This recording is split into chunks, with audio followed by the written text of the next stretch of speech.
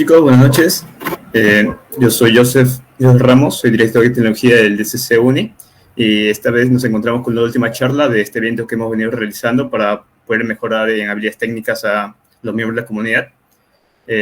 Esta vez nos encontramos con Henry Tong, que es un experimentador arquitecto de software con más de 20 años de experiencia en proyectos de desarrollo de software en diferentes países y roles. Él se ha dedicado a cumplir plazos e implementar requisitos de cliente con éxito, y esta vez nos va a enseñar la parte de API. Así que le doy paso a Henry para que pueda comenzar con la presentación. Muchas gracias. Muy bien. Arrancamos entonces, muchachos. Tenemos un reto muy interesante hoy, que es crear esta primera API en Python y finalizar, además, con una demo conectándonos a Gemini.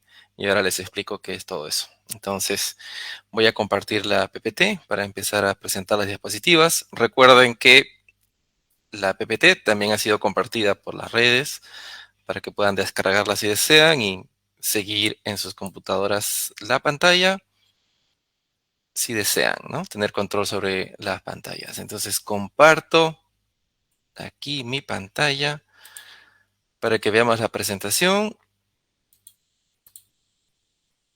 Y apago mi cámara porque hemos venido a ver la presentación. A ver, denme un momento que cambio aquí Aquí. Ahí está. Ok. Ahí vamos. ¿Me confirman que están viendo mi presentación? ¿Sí? Para empezar. Sí, se está viendo. Listo. Entonces, bienvenidos. Esta es una sesión para crear una API, ¿ok? Que viene siendo un Application Programming Interface. Básicamente es una interfase entre dos o más sistemas. Así que no se preocupen, ahora vamos a entrar en tema de qué significa esto. Primero me presento. Soy Henry Tong. Trabajo como Senior Developer en la empresa Patagonian. En esta lámina, que es la lámina número 2, tienen el enlace a mi LinkedIn por si desean contactar conmigo. Y además de dedicarme a la tecnología como un developer en Patagonian, como ya les dije, también soy un consultor de tecnología en una fundación que se llama DALAT. Esa es otra arista, digamos, de las cosas que me interesan, cruzar la tecnología con temas relacionados a accesibilidad e inclusión. Bien. La agenda que tenemos para ahora es muy interesante, está dividida en 3 secciones. La primera es obviamente una parte teórica. Vamos a hablar un poco de ciertos términos como frontend, backend, API y full stack. La segunda es el código como tal, porque obviamente lo importante es ver cómo funciona esto, un código corriendo. Vamos a utilizar Python, pero no se preocupen si nunca han visto Python. Tranquilos porque el tema de esta charla no es que aprendan Python o sean expertos en Python o sea requisito que sepan Python. Lo importante es que tomen los conceptos básicos y luego puedan aplicarlos si desean a Node, a PHP o el lenguaje que ustedes prefieran. O, ¿por qué no animarse a aprender Python, ya que es un lenguaje fabuloso? Cerramos esto con una demo, una API a Gemini. Les voy a explicar en su momento a qué me refiero con esto. Es una API de inteligencia artificial, pero lo vamos a ver en su momento. Y además, les he dejado en la diapositiva, en la presentación, una serie de enlaces que están relacionados con ese tema y que pueden servirles como para explorar un poco más lo que vamos a conversar en esta sesión. Así que sin más, entramos en tema.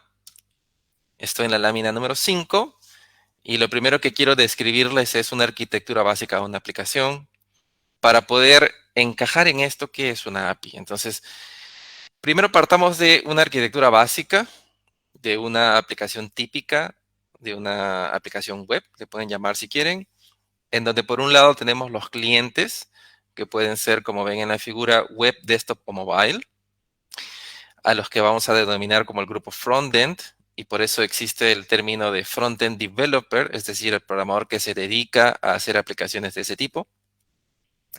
A continuación tenemos lo que típicamente llamamos un servidor, en donde vive una aplicación que le llamamos aplicación tipo backend.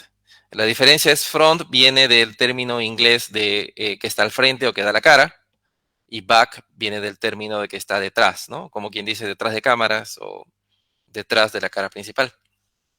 Entonces, este servidor tiene una aplicación, tiene un software que nosotros como programadores obviamente vamos a construir. Y usualmente se dice que los que se dedican a hacer este tipo de software se les llama backend developers, ¿no? Entonces, por eso es muy común que a veces en una convocatoria de puesto de trabajo piden un frontend developer o piden un backend developer o piden lo que se conoce como un full stack, que significa que es un programador que puede hacer aplicaciones tanto para front como para back. Bien. Y un poco más atrás, me refiero a más atrás, incluso más atrás del servidor, ¿no? Está usualmente la base de datos. Repito, esto es una arquitectura típica, no es una ley que tienen que seguir, no es que siempre sea así, pero es una arquitectura básica típica para meter un contexto de lo que vamos a hablar, que es la API en este caso. Entonces, bajo esta arquitectura, ¿qué vendría a ser nuestra API? Básicamente es una especie de convenio o contrato o acuerdo que definimos como medio de comunicación entre estos dispositivos front y nuestro servidor que está detrás, que es el back. ¿Ok? Esto es obviamente importante porque nos permite agilizar los procesos de desarrollo de software, porque si tenemos un contrato preestablecido, ya cada cliente frontend sabe cómo enviar, en qué tipo de formato, qué campos, etcétera, desde el front hacia el back y qué respuesta espera recibir de este servidor. Entonces, ese es el concepto básico e inicial de lo que es una API. Entonces, por eso hay expresiones como vamos a construir una API, vamos a programar una API, y también, por supuesto, existe la expresión de vamos a consumir una API, la utilizas, accedes a ella. ¿Ok? Entonces, esta es la arquitectura típica y básica de la cual partimos. Y repito, API es lo que está usualmente, generalmente, ¿no? En medio del front y el back. Es decir, el acuerdo de cómo nos vamos a comunicar o cómo vamos a comunicar estas dos capas. Bien, eso fue la lámina número 5. Entonces, ahora, tomando esto como punto de partida, vamos a avanzar un poco más. Y en la lámina 6 hay una arquitectura, otra vez, una aplicación web, pero con más componentes. Y de hecho esto se acerca un poco más todavía a la realidad de lo que ocurre cuando hacemos una aplicación. Entonces permíteme describir lo que está pasando aquí. Lo que tenemos ahora es nuevamente una capa front, que en este caso es un cliente web, es un navegador por el cual se accede a la aplicación, que se conecta contra un servidor que típicamente ese servidor vive en algo que llamamos hosting, que es a una empresa que nos alquila un servidor. Esa es una posibilidad. Otra posibilidad es alquilamos ese servidor en un proveedor de cloud, como AWS, Microsoft, Azure, Google, Oracle, etcétera. Típicamente, este hosting o este proveedor de cloud que nos alquila estos dos equipos, dos porque uno es el servidor y típicamente solemos poner ahí también nuestra base de datos 1. ¿Por qué le digo base de datos 1? Porque llamémosle principal, primaria. Otro término que podemos utilizar es base de datos transaccional, que es nuestra base de datos que sostiene nuestras principales operaciones de escritura, lectura. Vamos a ponerlo en esos términos, ¿ok? Entonces, en este ejemplo, tenemos una web que se conecta a nuestro servidor que funciona como una especie de tienda online. La API entre esta web y este servidor le vamos a llamar API HTTP. Vamos a entrar un poco más a detalle de qué es una API. HTTP porque es el protocolo de comunicación de Internet, obviamente, el HTTP. Puede haber otro protocolo, sí, pero este es el más típico, digamos. Y la comunicación entre el servidor y la base de datos ya es a través de un conector usando lenguaje SQL, que no es el tema de esta charla necesariamente, pero viene bien para poner en el mapa, ¿no? Para saber cómo se comunican estos componentes. Usualmente en un diagrama de arquitectura solemos colocar los componentes y cómo se comunican entre ellos. Por supuesto, hay más detalles que van en un diagrama de arquitectura, pero esto es una simplificación para efectos del tema que estamos tocando ahora. Bien. Ahora quiero describir la parte inferior del gráfico, porque tiene tres conexiones que son muy interesantes y que también suelen utilizarse bastante en las aplicaciones que construimos.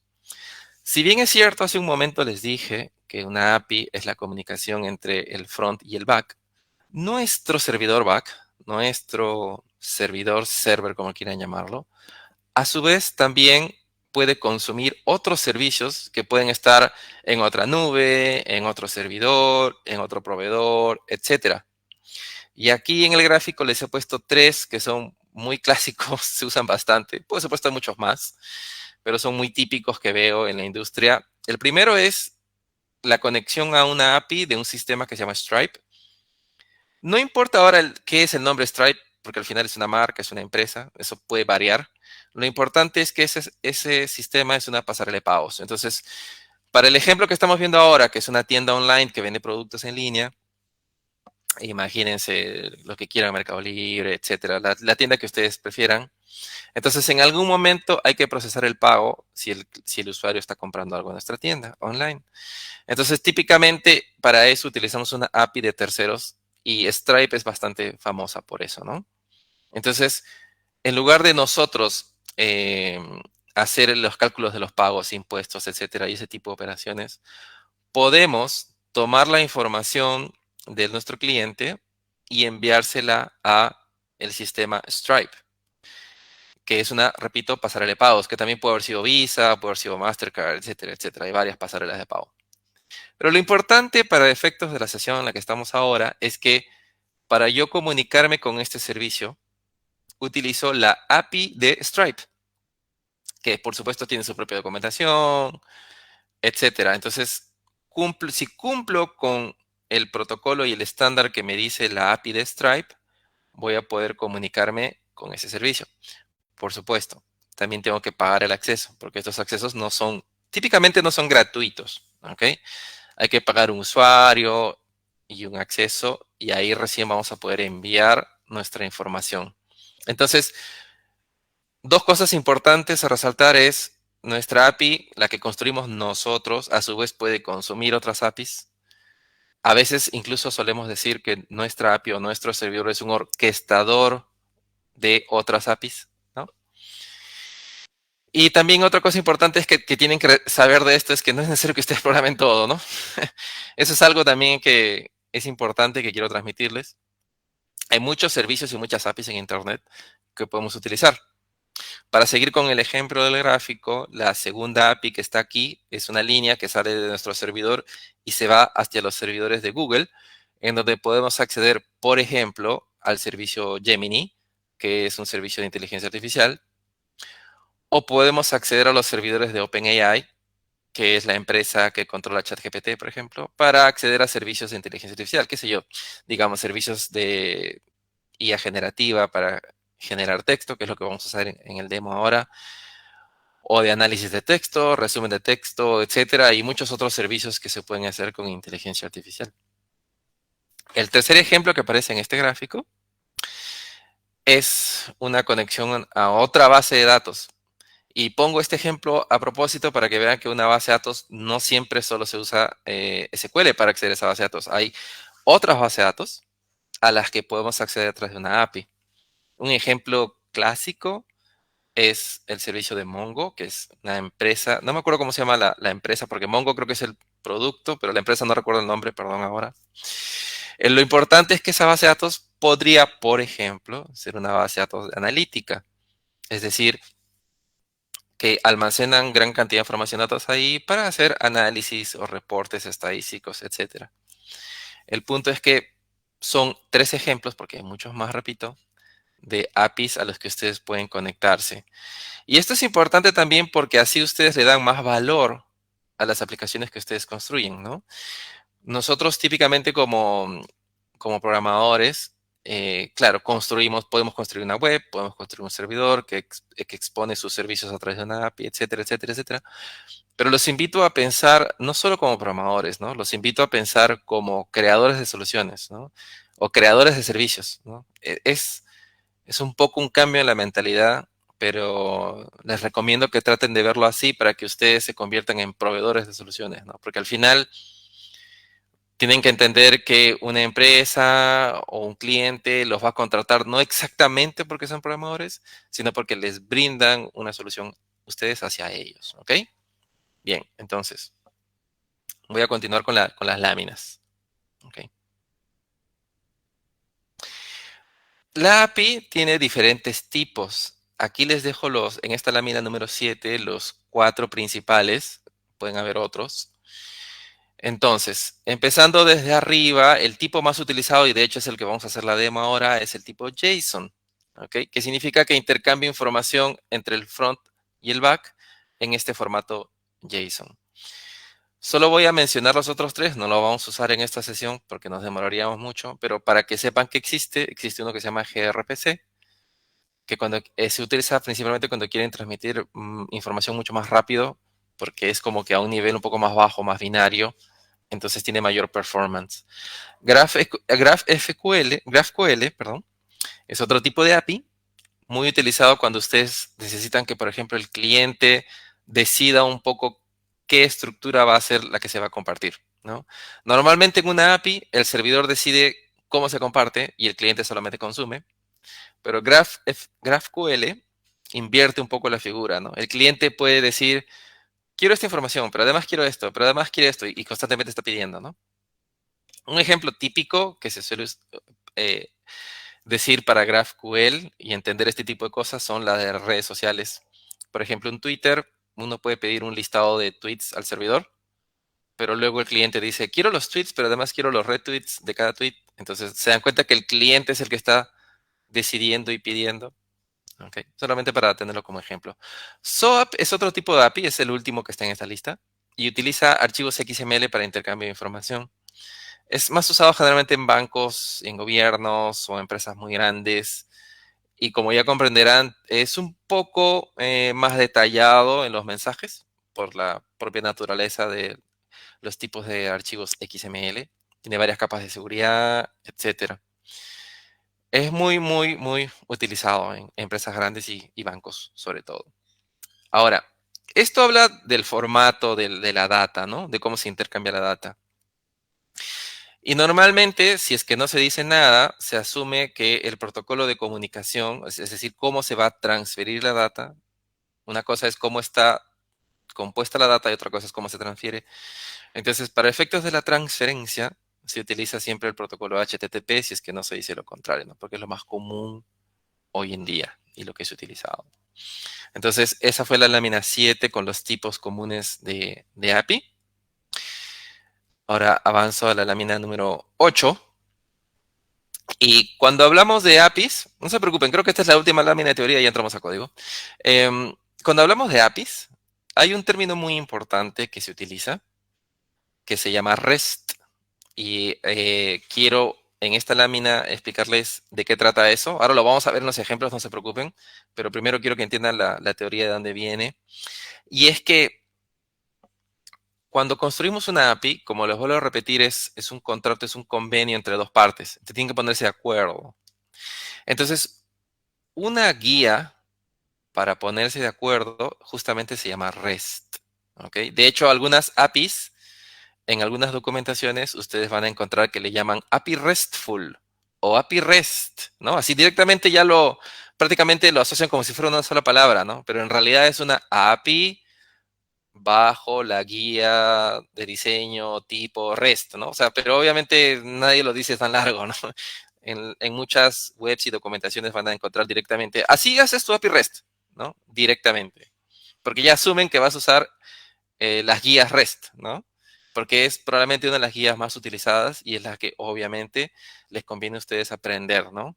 Ahora, porque es lo más usado, lo más común y es lo que muy probablemente encuentren en un cliente, en un trabajo, en una empresa, en un proyecto, etcétera.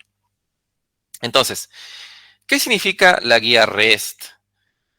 Cuando uno trabaja con data, uno siempre tiene que ponerse en las cuatro situaciones clásicas, que mucha gente le suele decir altas y bajas, otros le dicen CRUD, pero el punto es que las cuatro situaciones básicas a las que me refiero son: necesitan leer data, necesitan escribir información en la data, necesitan actualizar una data o necesitan borrar una data.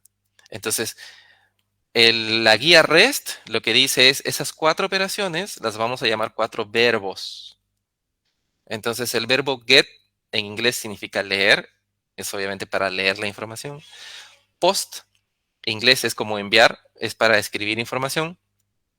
Put es el término que se utiliza para actualizar. Y delete, bueno, es para borrar, ¿no? Y lo que tienen en el cuadro son como los comandos que se utilizarían en REST para hacer esas cuatro operaciones contra un servidor.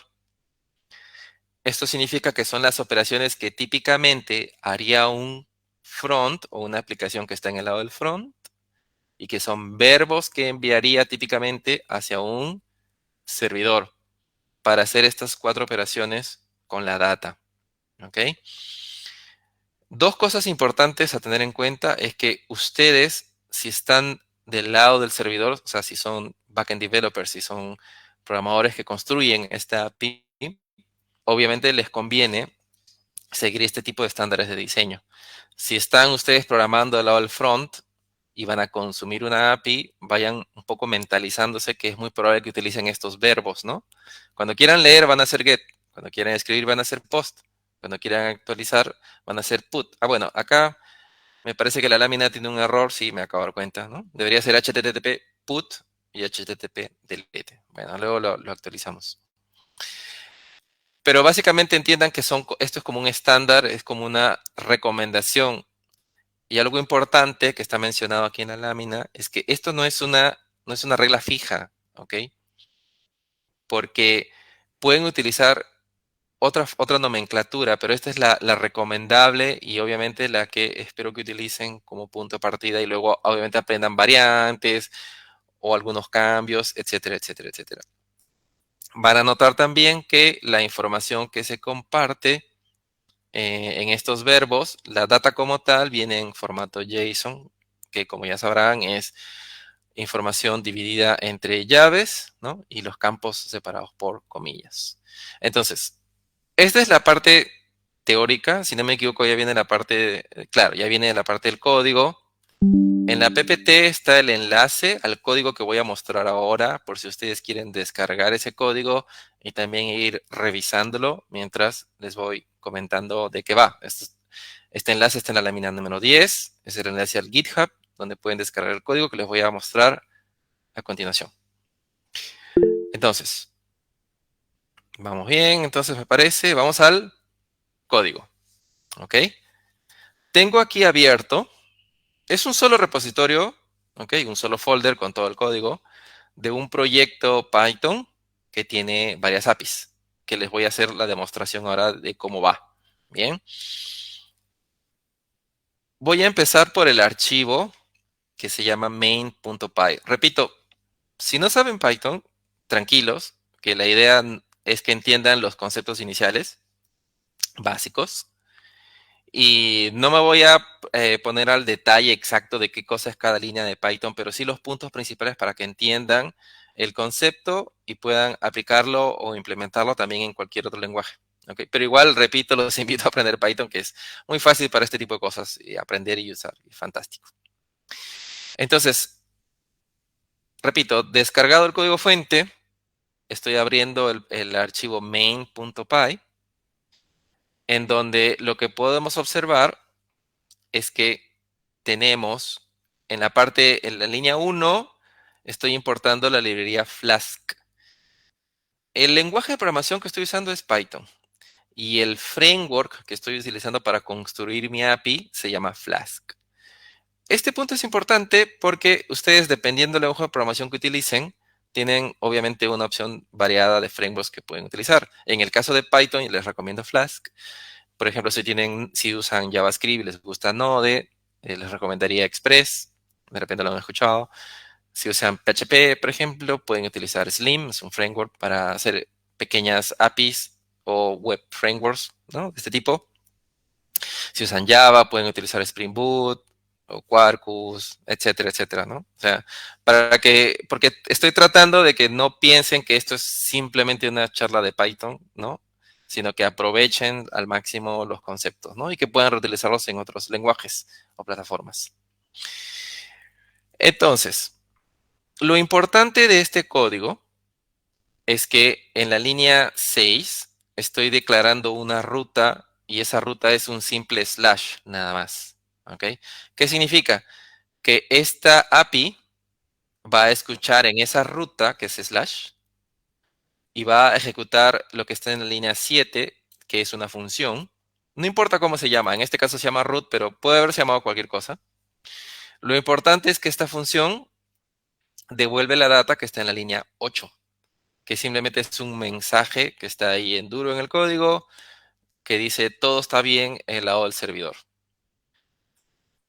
Y en la línea 9 devolvemos esa data. Pero quiero que observen algo importante en esta línea 9, y es que se devuelve la data, coma, y un parámetro que vale 200. ¿Ok? Es una variable, una constante, como quieran llamarlo, que en este caso vale 200.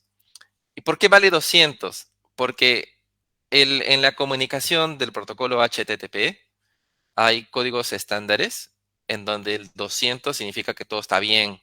Es decir, estás devolviendo información desde tu servidor hacia el front, pero al mismo tiempo también estás diciendo, la devuelvo y todo está bien, todo funcionó perfecto. ¿Ok? Entonces, y como buena práctica, no les recomiendo que no hagan esto, ¿no? Lo que acabo de hacer, que es escribir 200 en la línea, ¿no? Les recomiendo que no hagan eso porque después nadie va a saber qué cosa es 200. Entonces yo declaré una constante que le llamé HTTP return OK y luego utilizo eso. Bien.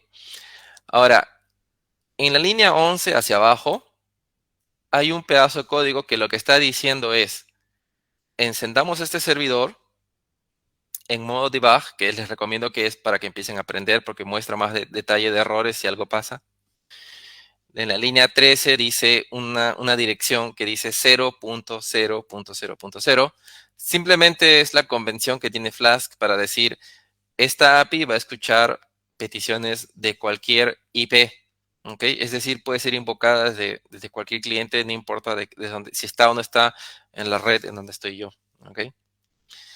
Y el puerto en la línea 14 indica 8888, que simplemente es el puerto donde va a escuchar esta API. ¿Ok? Lo que voy a hacer ahora es, voy a encender este programa, lo voy a ejecutar y como comprenderán, lo que va a hacer es, va a ejecutar la línea 11, porque esa es la que inicia, porque dice su nombre main, ahí es como que la principal, y va a ejecutar el app.run, que es el objeto que hemos creado con la librería Flask. ¿Ok? Entonces, tengo ya mi consola lista. Y el comando para lanzarlo, les voy a mostrar dónde está el comando por si acaso. En el archivo que han descargado, en los códigos, hay un archivo que se llama readme.md, que les recomiendo como buena práctica siempre hagan eso en sus proyectos y siempre pongan instrucciones de cómo ejecutar lo que han hecho. ¿Ok? Esto es muy importante. Y aquí en la línea 21 está el ejemplo de cómo llamó a la primera API. Y ahí dice Python, espacio y el nombre del programa. Entonces lo voy a copiar. Lo voy a poner en mi consola de Python que ya está lista para esto. Y al ejecutarlo no pasa nada, solamente recibo un mensaje que dice, ok, ya estoy escuchando en el puerto 8888. ¿Ok? Entonces, ¿cómo probamos esto? Esto es, repito, imagínense que esto es el servidor, ¿no es cierto? Entonces ahora imagínense que voy del lado del cliente, que en este caso va a ser un navegador web, porque el protocolo de comunicación es HTTP. Entonces, para invocar esa API, simplemente tengo que hacer HTTP, dos puntos, localhost, porque estoy en mi máquina, dos puntos, y el puerto sería 8888. Y le doy Enter, Y en este caso observo que el servidor me responde con el mensaje todo está bien desde el lado del servidor. Y es un mensaje JSON. Ahora, como estamos en programación, les recomiendo que si no lo conocen, aprendan a utilizar la consola de programador del navegador.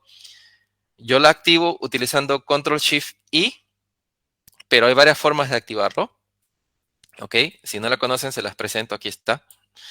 Y hay una pestaña aquí en particular que dice Red.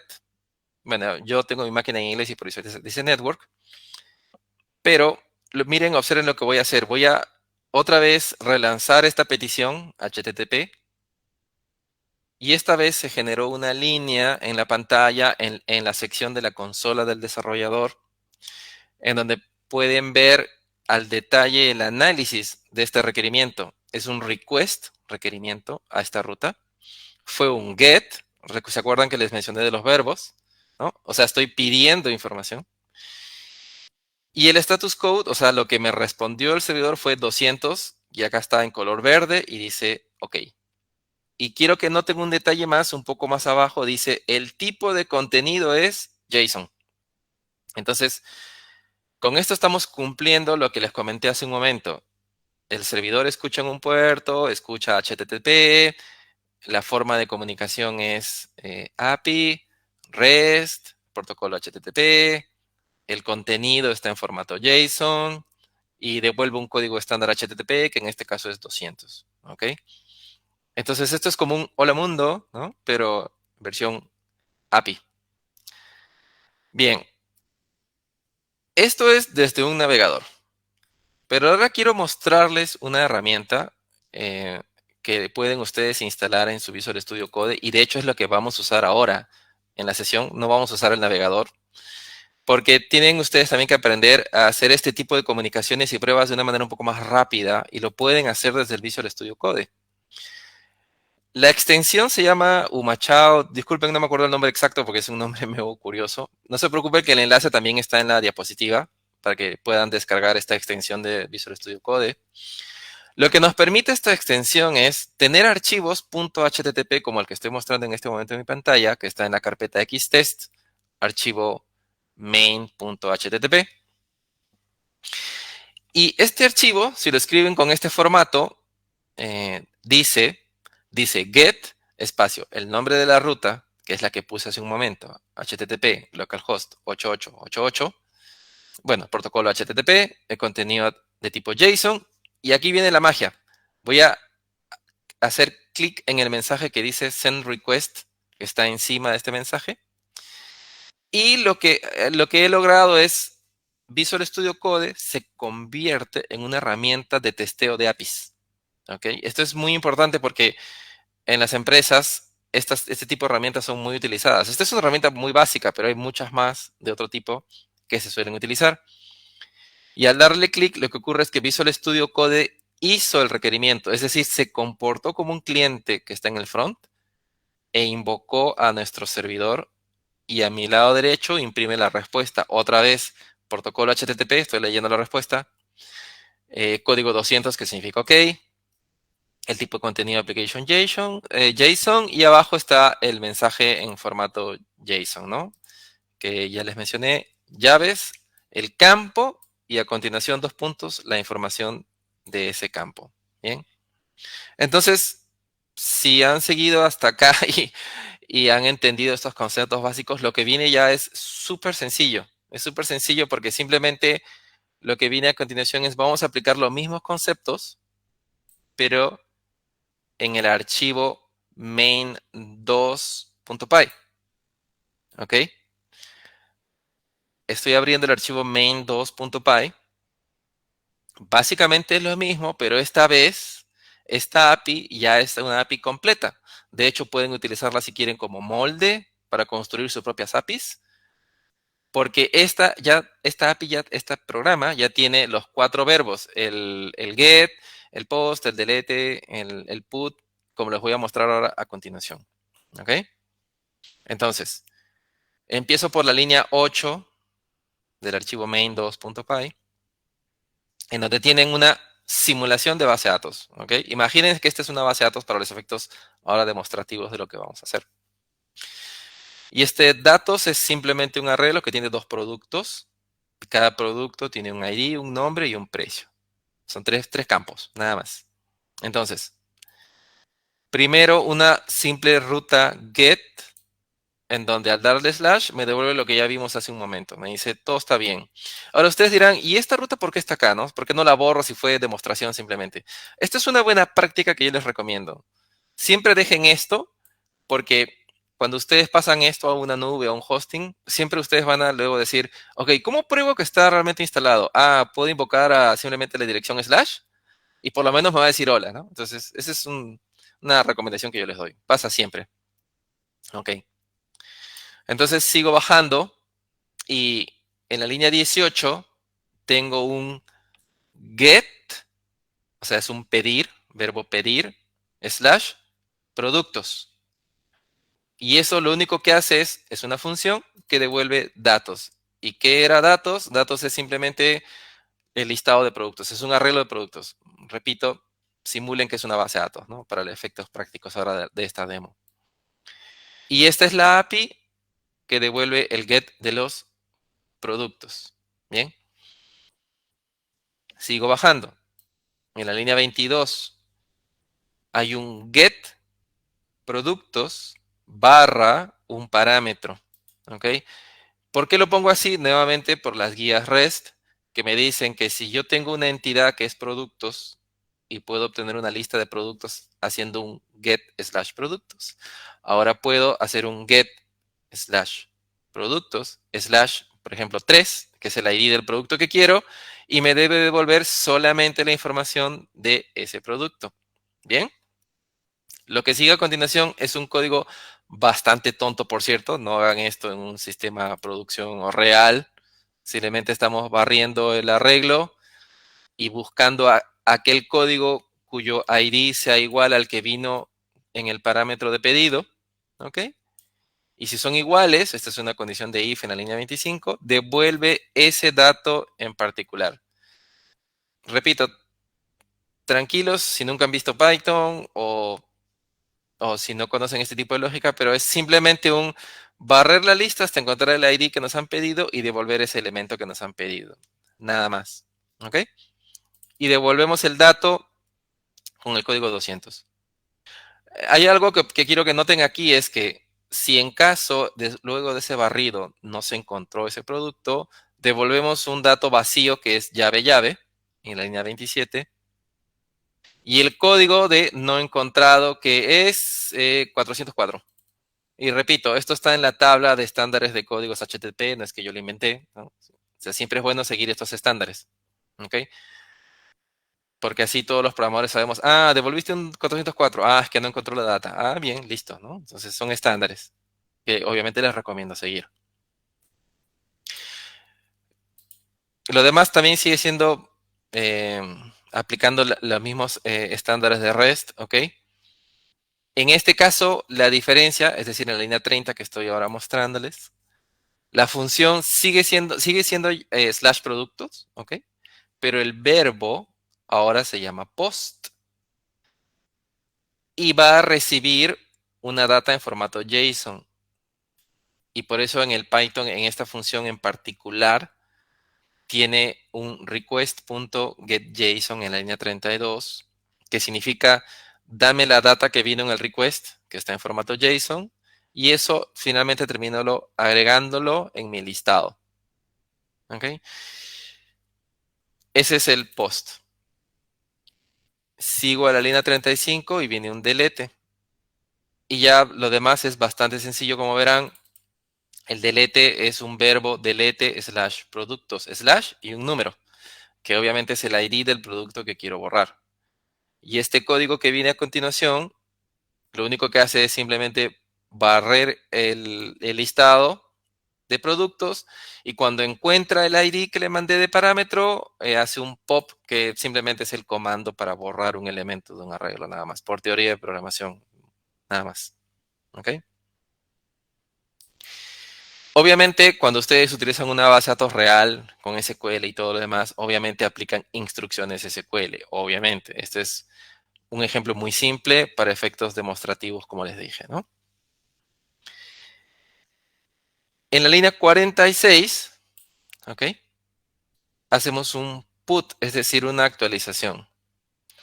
Es bastante similar al delete. De hecho, toda la primera parte es muy similar, es decir, put slash productos slash el ID del producto. Lo busco en el arreglo y lo borro cuando encuentro. Lo extra aquí es que después de haberlo borrado, en la línea 52, inmediatamente lo agrego al listado. Repito, cuando estén utilizando una base de datos SQL, obviamente utilizarían un comando oficial SQL de update o depende qué base de datos estén utilizando, ¿no? El comando adecuado de actualización.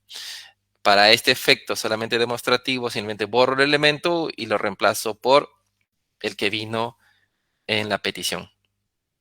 Bien, esto, si no lo han captado todavía muy bien, va a ser muy sencillo de captar cuando me vaya a este archivo que se llama main2.http, en donde van a ver claramente cómo pueden ustedes probar esta API lanzándole estos verbos HTTP estilo REST. Entonces voy a regresar a mi consola de Python, detengo el servidor que estaba funcionando, que era el 1, y voy a levantar el 2, si no me equivoco se llama 2, ¿sí? Ok, lo enciendo con Python espacio main2.py. Está escuchando en el puerto 8888. Regreso al archivo de script de prueba, si le quieren llamar, o de testing de HTTP, main2.http. Y acá simplemente me queda darle clic acá, por ejemplo, a get y me trae la lista de productos, ¿ven? A la derecha le doy get slash productos y me devuelve un JSON que es un listado en realidad y cada elemento del listado es un producto. Si quiero, por ejemplo, solamente el producto 9, entonces hago el siguiente comando que sería get slash productos slash 9. Entonces aprieto y ven que la respuesta es un JSON donde solamente hay un elemento que es el elemento del producto que yo le pedí. A propósito, miren lo que voy a hacer. Voy a hacer slash productos, ¿no? Un get de un código que yo sé que no existe, ¿no? Lo voy a hacer adrede. Entonces grabo y lo lanzo. Y miren que me devolvió un elemento vacío, pero lo importante está arriba en el protocolo HTTP, me devolvió HTTP 404. ¿Ok? Entonces, lo menciono porque mucha gente cuando empieza a hacer su API, lo que hace es devuelve un mensaje con HTTP 200 que dice en el contenido, en el cuerpo, dice, producto no encontrado. Entonces, o sea, no es malo que hagan eso, pero es mucho mejor si además agregan el código HTTP 404, ¿no? Para que así se quede más claro, ¿no? La intención o lo que quieren decir. ¿Ok? Recuerden, esos códigos 200, 404 son importantes. Son estándares HTTP. Entonces, bueno, por acá tenía el caso de un producto que no existe, ya lo había puesto, entonces voy a bajar un poco más. Y ahora, en el siguiente ejemplo, en la línea 22, dice post, que recuerden de la teoría ¿no? de REST, post es para grabar una información. Entonces, cuando yo lanzo este requerimiento, el servidor no me devuelve nada, no es necesario que me devuelva nada, simplemente me dijo 200 OK. Pero yo sé que ahora entonces este producto debería existir en mi listado, ¿verdad? Entonces, si yo hago un get productos, que es dame todos, que está arriba, observen que ahora vienen 3 elementos, porque el último está justo este que acabo de agregar ahora con el post. Y los siguientes 2 comandos son delete para borrar y put para actualizar. Por ejemplo, voy a hacer el delete, que sería delete slash productos slash 5. Y eso debería borrarme el segundo elemento que tengo acá en mi listado. Entonces voy a hacer send. El servidor solamente me devolvió HTTP 200, nada más. Pero eso ya debería indicarme que la operación de borrado fue exitosa. Entonces si hago get productos de nuevo, lo voy a hacer. Viene el listado sin ese producto que acabo de borrar. Y si quiero actualizar es put. Vamos a hacer el ejemplo. Recuerden que el producto 50 actualmente tiene un precio de 55. Entonces voy a subirle el precio a 550. Entonces hago send. El servidor me dijo 200. Y si vuelvo a pedir arriba, ¿no? Ahí está, otra vez, vale 550. Entonces, así hemos visto una API muy sencilla que tiene las 4 operaciones básicas: leer, sí, escribir, borrar y actualizar, ¿no? Que algunos le dicen CRUD, altas, bajas, etcétera. Pero esto es lo, digamos, mínimo que se esperaría de una API que ustedes construyan. Y repito, pueden tomar este código de ejemplo para construir ahora sus propias APIs. Y quiero mostrarles un ejemplo más, y ya podemos pasar a las preguntas. ¿Okay? Es un ejemplo más, pequeño, pero muy interesante, que es una pequeña API que llama a Gemini, que es un servicio de inteligencia artificial. ¿Okay? La primera recomendación que les doy cuando hacen este tipo de cosas es: hagan un programa aparte que no tiene nada que ver con sus APIs para primero probar la API que van a invocar. Porque un error clásico de las personas que empiezan a programar APIs es que ya, entonces quiero programar la API y la API va a hacer todo y ahora la voy a invocar y va a funcionar todo bien. No, porque si hacen eso, va a fallar y va a fallar y ustedes no van a saber qué falló. Falló Python, falló Flash, falló REST, falló Gemini, falló la red, no van a saber. Entonces dividan el problema en partes, ¿no? Como dice la famosa frase, divide y vencerás, ¿no? Entonces, háganlo por partes. Entonces, lo que voy a hacer es, les voy a mostrar cómo se construyó una API que invoca a un servicio de inteligencia artificial, pero vamos a ir por pasos. Primero, les voy a mostrar esta API, que es el archivo main3 versión 1, que es una API muy sencilla, que simplemente recibe por post, porque ya vimos que para enviar información hay que usar un post, y le vamos a enviar una palabra. ¿Ok? Y queremos que Gemini, que es un servicio de inteligencia artificial, nos construya una historia que la invente utilizando esa palabra. ¿Ok? Cuando ustedes vean este código van a decir, pero aquí no hay nada de Gemini. Y es cierto, y eso es a propósito, ¿no? Porque les vuelvo a repetir. Primero prueben la API como tal. Simplemente que no haga más que decir hola y un poco de la funcionalidad que ustedes desean. ¿Ok? Entonces, esta API que es main3 versión 1, la voy a invocar rápidamente para que vean qué hace. 3 versión 1, versión 1. Ok. ¿Y cómo la probamos? Obviamente porque tiene su script llamador que es main3.http. ¿Ven qué útiles son estos archivos?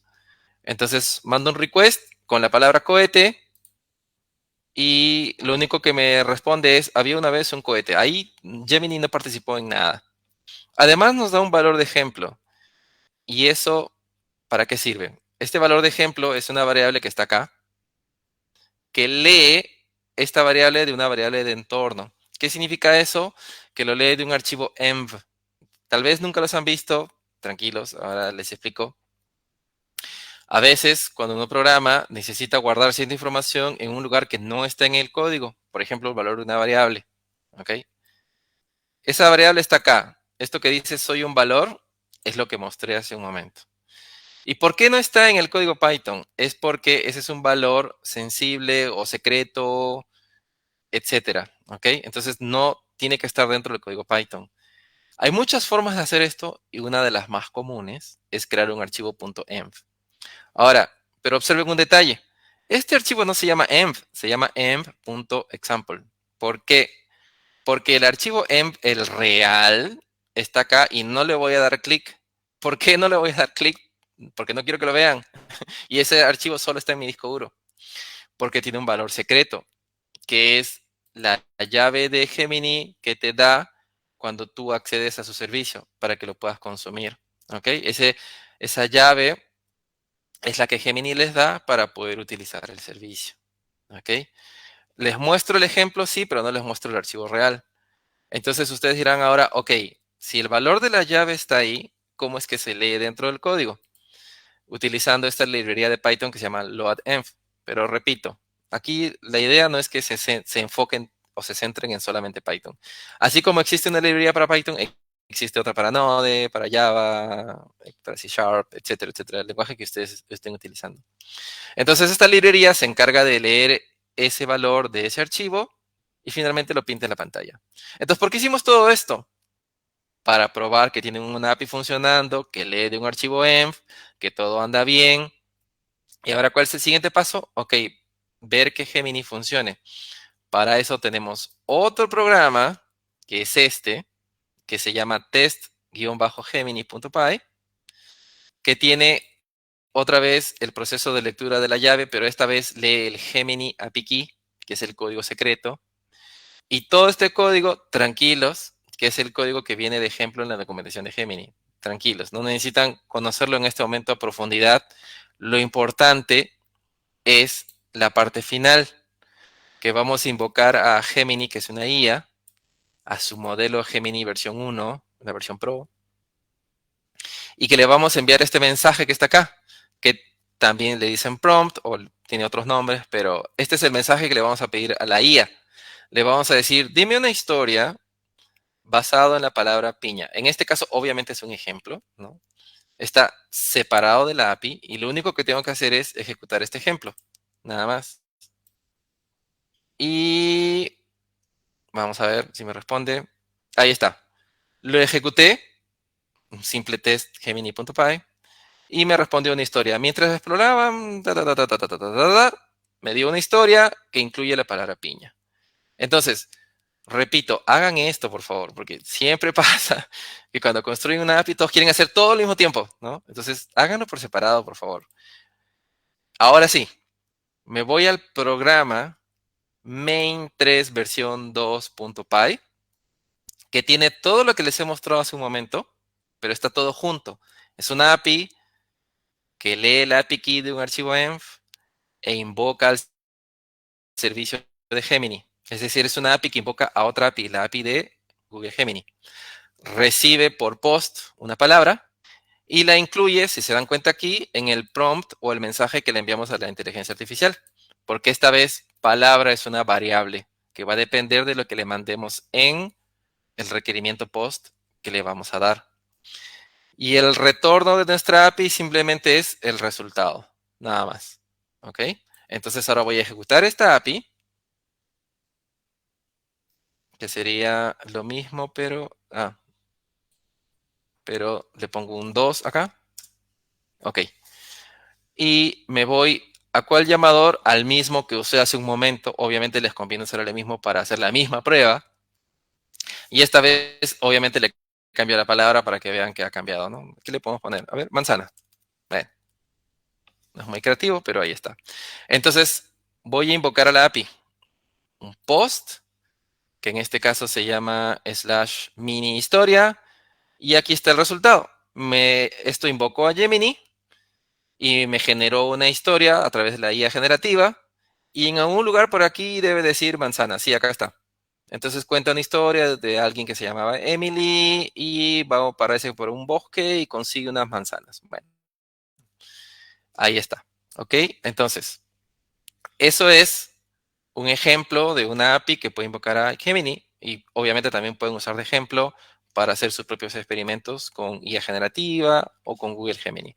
El mismo principio sirve para invocar a la API de ChatGPT, por ejemplo, o algunas otras APIs de otros servicios. Bien, entonces, por último, regreso a las láminas y la última sección es enlaces, teoría de qué cosa es una API. Según IBM, me gustó este enlace porque creo que estaba bastante claro y definido y muy simple. Teoría de qué es REST. Les he dejado un enlace a un Telegram bot porque es muy interesante porque este Telegram bot, sí, es un programa hecho en Python que recibe comandos de Telegram. A primera vista, cuando ustedes lo revisen, va a parecer que no es una API, pero en realidad sí es otra forma de hacer API. ¿Ok? ¿Por qué? Porque es un programa que cumplió con el contrato establecido por Telegram para construir bots y una vez que lo construyen y lo instalan y ahí tienen el código fuente, pueden ver otra forma de construir APIs para que no se queden solo con la idea que les acabo de dar ahora, sino que entiendan que Lo importante es que se lleven el concepto y apliquen los principios básicos. En esta lámina 12 también está el enlace a la extensión de Visual Studio Code que utilicé para generar esos archivos .http para probar los REST. Y finalmente, la clásica pregunta que siempre ocurre en este tipo de sesiones es, ok, ya hice la API, ya funcionó, funciona bien en mi máquina, pero quiero probarlo. ¿Y cómo lo pruebo gratis? Recomiéndame un hosting gratuito, nube gratuita, donde pueda poner mi programa API para que lo pueda usar el mundo, ¿no? Te dan una dirección web pública para que lo pueda usar cualquiera. Entonces ahí les dejo 4 opciones. Las 4 son buenas, usen cualquiera. Tienen un servicio que se llama Fly.io, uno que se llama Python Anywhere. A mí personalmente me gusta la de Google Cloud App Engine, porque Google Cloud te da un servidor gratuito para hacer pruebas y puedes poner ahí o deployar no solo Python, sino otros tipos de lenguajes. La de Oracle también me gusta mucho porque también te da un servidor gratuito. Repito, son gratuitos. Así que úsenlos porque están ahí, son gratis y los pueden utilizar. Y esa fue la última lámina. Así que ahora sí creo que podemos empezar con las preguntas. Creo que puedo dejar de compartir, ¿sí? Y regresamos al Google.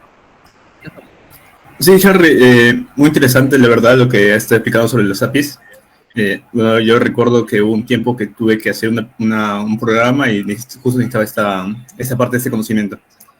Así que, Claro. chicos, pueden hacer sus preguntas por acá por el Meet o pueden ir haciéndolas por el WhatsApp. Yo las voy a ir viendo y también le voy a ir comentando a Harry. O pueden activar también su audio si es que desean. Ya, Michelle, si quieres, puedes activar tu audio para hacer la pregunta.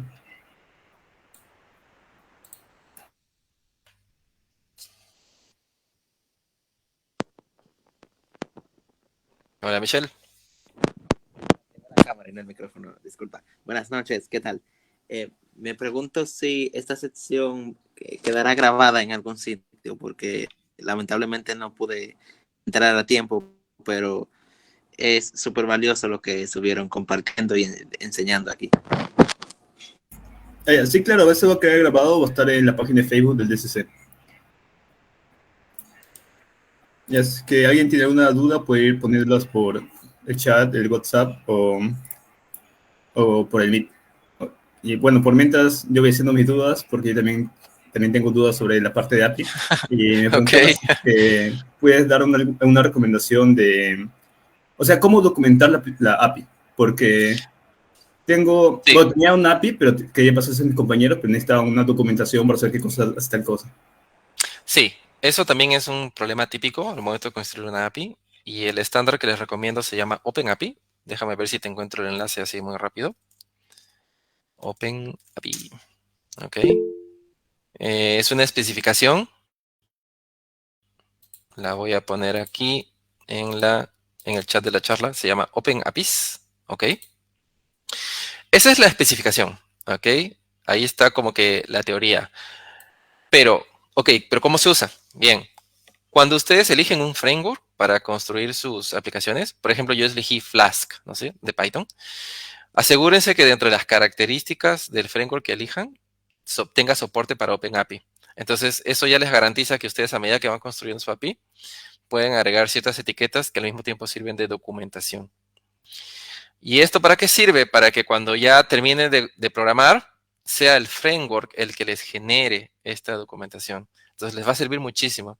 Traten de usar frameworks que ya soporten, o sea, vean en sus características, features, que soporte OpenAPI.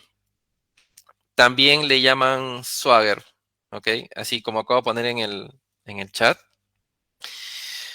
Swagger es el nombre de una empresa, por si acaso. Entonces, ese es el nombre que se solía usar, pero normalmente se suele referenciar ahora más como OpenAPI, que es la especificación. Entonces, obviamente, más importante es que conozcan la especificación y de dónde viene, ¿no? Que es simplemente el nombre comercial, que sería Swagger, ¿no?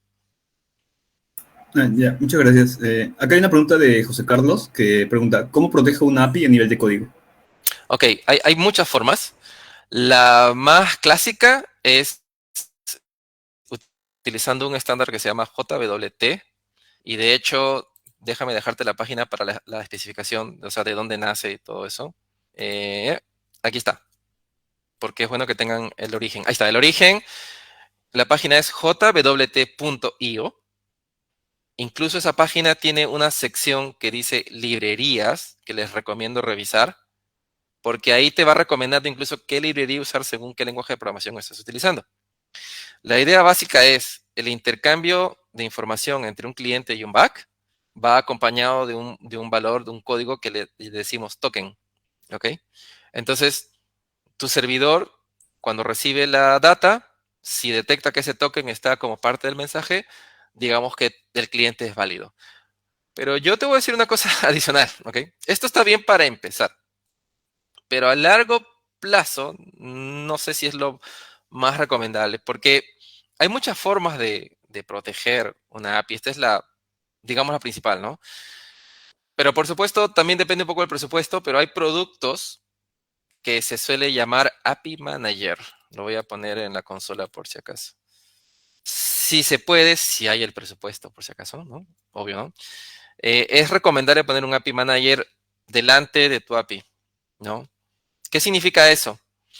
Algunos le dicen proxy, otros le dicen API Orchestrator o algo así, que es un producto adicional que va delante de tu API, que recibe las peticiones de los clientes y si las acepta, recién las manda a tu back. Tiene varias ventajas, pero rápidamente voy a decir dos principales. La primera es que ya tú no programas la seguridad porque ya la está proveyendo el API Manager.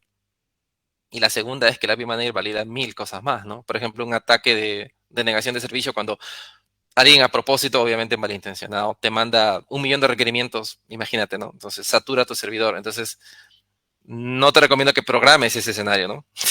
Te recomiendo que uses una herramienta. Ah, y por supuesto, claro, existen API Managers open source, claro. No tengo ahorita en mente ninguna, pero sí, justamente me acuerdo que en una charla alguien dijo, sí, claro, si no tienes el dinero para contratar un API Manager, hay algunos open source que puedes agregar a tu arquitectura, ¿no? Pero regresando al punto de partida, sí, puedes utilizar jwt.io como protección inicial en tu código, sí. Okay. Muchas gracias. Otra pregunta que es, bueno, que a mí me rondaba particularmente era cómo estructuro mi API, porque al momento de que yo tenía que hacerlo, no sabía si, no sé, separarlo por carpetas, separarlo por paquetes o cómo hacerlo para poder tener una mejor estructuración. Claro, esa es una muy buena pregunta y depende bastante del framework y del lenguaje que estás utilizando. Por ejemplo, el que yo les mostré, Python, tiene la, digamos, flexibilidad de que prácticamente haces lo que te da la gana. Si ustedes notaron, por ejemplo, en el ejemplo que yo hice, es un solo archivo y toda la API está dentro, ¿no? Hay lenguajes, como te digo, que te dejan hacer eso y hay frameworks, como por ejemplo Nest, si no me equivoco, con S, no con X, que es otra cosa. Nest, que utiliza TypeScript, si no me equivoco, sí, por ejemplo, te fuerza a que cada módulo esté separado en una carpeta. Entonces, lo que yo te recomendaría es que trates de separar por carpetas o por módulos, sí. Y hay una cosa que siempre pasa, ¿no? Cuando los programadores empiezan a crear APIs y les decimos, por favor, crea carpetas o crea módulos, se resisten al principio, ¿no? Porque dicen, no, es más código, no, voy a trabajar más, no, tengo que pensar más. Y tienen razón, pero eso tiene una ventaja a largo plazo, ¿no? Entonces, conclusión, la recomendación es sí, traten de separar por módulos, por carpetas. Traten de usar frameworks que incluso les obliguen a hacer eso, como ya les dije, como Nest, ¿no? Porque les va a servir a largo plazo. Yo sé que les va a costar al inicio. Al principio probablemente se van a negar incluso, ¿no? Pero créanme que vale la pena a largo plazo que de una vez empiecen a trabajar así. Porque es importante que recuerden que cuando trabajen ustedes, trabajan en un equipo. O sea, no es un programador el que hace todo el sistema, siempre son varios. Entonces, tienen que buscar formas de trabajar en equipo y eso es justamente buscando estándares, patrones, guías, etcétera, ¿no? Entonces, vale el beneficio. Sí. Muchas gracias, Henry. Una pregunta que me habían hecho por interno por WhatsApp, me están diciendo si es que podría recomendar algunas cosas para poder empezar para principiantes, tal vez algunos recursos más o algunas experiencias que hayas tenido al momento de desarrollar las APIs. Sí, es justamente los enlaces que les puse en la parte final de referencias. Primero, obviamente, lean eso. Y si, por ejemplo, nunca han hecho ninguna API, el mejor ejemplo es el que ya les di, porque usa Python y Flask. Es, diría yo, probablemente lo más simple por donde pueden empezar si nunca han hecho ninguna API. Eso es lo más, creo, simple y sencillo, porque Python es el lenguaje fácil, Flask es un framework muy chiquito y muy sencillo, muy fácil. Ahora, si por alguna razón no quieren Python, no les gusta, o puede que estén trabajando y les obligan a usar un lenguaje determinado, busquen el framework más pequeño del lenguaje que están utilizando, ¿ok? Si es Node, por ejemplo, ya les mencioné Express. Si es PHP, pueden usar Slim. Si es Java, pueden usar ni siquiera Spring, porque hay más pequeños que Spring todavía. Hay uno que se llama Quarkus, otro que se llama Jobly, creo. Pero cuando ustedes googlean, busquen, ¿no? O sea, busquen lightweight o small, de pequeño, ¿no? Framework para el lenguaje tal. Y de paso les digo, ¿no? Traten de buscar en inglés. Si pueden, obviamente, bueno, si no pueden, busquen en español, pero si pueden, traten de buscar en inglés, porque la mayoría de información está en inglés, no en español. Veo una pregunta acerca de, por ejemplo, comparando Flask con FastAPI. La voy a responder ahora. La puso León, si no me equivoco. Flask, imagínate que es pequeño. FastAPI, imagínate que es mediano. Y Django, que es otro framework, imagínate que es el grande. Entonces, ¿eso qué significa? No lo tomes como una regla fija, ¿no? Como que, oh, entonces si hago algo mediano, tengo que necesariamente usar FastAPI. No. Es una recomendación nada más, ¿no? Si haces algo pequeño o para empezar o para aprender, Flask. Si ya conoces un poco más de Python, sí, te recomendaría que uses FastAPI. Ahora, si estás pensando en hacer algo grande, un equipo de 10 personas y 3 meses, 6 meses más, no sé, puedes empezar a aprender Django. FastAPI es muy bueno, lo he usado varias veces. A mí me encanta, me gusta. Pero, por ejemplo, para esta demo que acabo de hacer, suficiente Flask. FastAPI te va a exigir más código. Y Django, ni hablar, te va a exigir mucho más código para empezar a funcionar. Entonces, tómalo bajo esa perspectiva. Pero no te podría decir exactamente si uno es mejor, siempre úsalo. No, los tres, cada uno tiene sus ventajas. Y la única guía que te puedo dar es Flask algo más pequeño, FastAPI algo un poco más grande y Django algo mucho, mucho, mucho más grande. ¿Ok? Pero los tres son buenos, ¿ah? Eso sí, no te preocupes por eso. Ya, muchas gracias, Henry. Bueno, si es que nadie más tiene una consulta, alguna duda, podemos ir cerrando. Te agradezco mucho por haber estado acá en la ponencia del DDC. La verdad es que es muy interesante y espero que los chicos se estén llevando todo ese conocimiento para que puedan aplicarlo a sus desarrollos, a todos sus proyectos que ellos tengan, sus proyectos personales, porque, bueno, esto a veces requerimos de más tecnologías, se podría decir, para poder aplicar a nuestros proyectos y estos puedan ser mucho más simples y podemos desarrollar mejor. Bueno, aquí hay una pregunta más de Michelle Eusebia. Sí, pregunta, ok. ¿Cómo puedo reducir el tiempo de respuesta de la API de Gemini? Claro, bueno, obviamente el tiempo de respuesta depende de la red donde estás, principalmente, ¿no? Obvio, sacando de fuera lo obvio y hablando ya de algo más técnico. Sí, claro, cuando tú, por ejemplo, usas un modelo de inteligencia artificial, puedes usar un modelo más pequeño, lo cual a su vez significa que el tiempo de procesamiento va a ser menor, ese es uno. Dos, la ventana de token, bueno, ya estamos entrando un poco a detalles de inteligencia artificial, pero la ventana de token que tú le das, por defecto creo que es 2K, pero si le das una ventana más pequeña, significa que va a devolverte una respuesta más pequeña, lo cual obviamente significa que va a pensarlo menos y va a demorar menos. Esas son las dos primeras cosas que se me ocurren. Hay más, pero son las dos primeras que yo te diría. Como dije, salvando lo obvio que es tu red, ¿no? Obvio, ¿no? ¿Tienen tiempo para que le responda a esa otra pregunta que acaban de poner? No hay problema. ¿Nos vamos? ¿Sí? No, sí, hay tiempo. ¿Sí? Ya, listo. Vamos, a ver, ¿qué dice? Científicos cuando consumen APIs en su... claro, ok. Cuando tú estás, digamos, del lado del consumidor de una API, ¿no? Y dices, ok, quiero usar este servicio, ¿no? Entonces, desde ese punto de vista, voy a compartirles mi pantalla de nuevo porque quiero mostrarles algo, para que lo vean desde esa perspectiva, ¿no? Ahí va mi pantalla de nuevo. Por ejemplo, la Gemini API. Entonces, lo primero que yo haría es, por ejemplo, si a mí me dejan de tarea consumir la API de Gemini, buscaría Gemini API.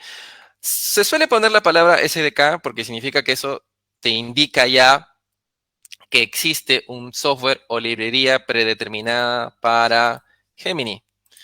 ¿Qué significa eso? Es algo que te conviene. Observan acá a la izquierda, hay una serie de lenguajes de programación que significa que si tú quieres conectarte a esta API desde cualquiera de estos lenguajes de programación, ya existe una librería prehecha, la cual tú solamente invocas. Lo menciono porque es lo que te conviene. Si no estuviera aquí el lenguaje de programación que tú estás utilizando, recién bajas a la parte donde dice REST API. ¿Y por qué? Porque la parte de REST API ya es la parte de la especificación en la que tú construyes el programa que hace la petición HTTP, valida que la data esté ahí bien, la de entrada, la de salida, etc.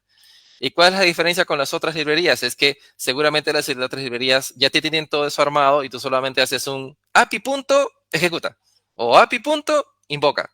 Muy sencillo, que es lo que yo usé en la demo. Si ustedes se dieron cuenta, yo simplemente hice un modelo.dame, nada más. No empecé a construir todo un mensaje HTTP con JSON y toda esa historia para hablar con Gemini, porque usé la SDK que está acá, justo esta de acá, la de Python, que ya la hizo Google y me conviene reutilizar. ¿Y por qué les muestro todo esto? Porque el primer paso para consumir cualquier API es ver su documentación, obviamente, y, si es posible, utilizar un SDK que ya exista o una librería que ya exista. El otro paso también que es muy útil para la gente, sobre todo de ciencias, es ver si es que esta API tiene un ambiente de prueba que puedan ustedes utilizar para invocar a la API sin necesidad de programar todavía, ¿no? Por ejemplo, en el caso de Google tienen el AI Studio, que es un ambiente en el que ustedes pueden acceder, me parece, desde el navegador, ¿ok? Y se abre toda una pantalla en donde ustedes pueden, bueno, vamos a aceptar todo lo que dice acá. Ok. En donde ustedes pueden incluso tener ejemplos de cómo invocar a la API, etcétera, etcétera, etcétera. ¿Ok?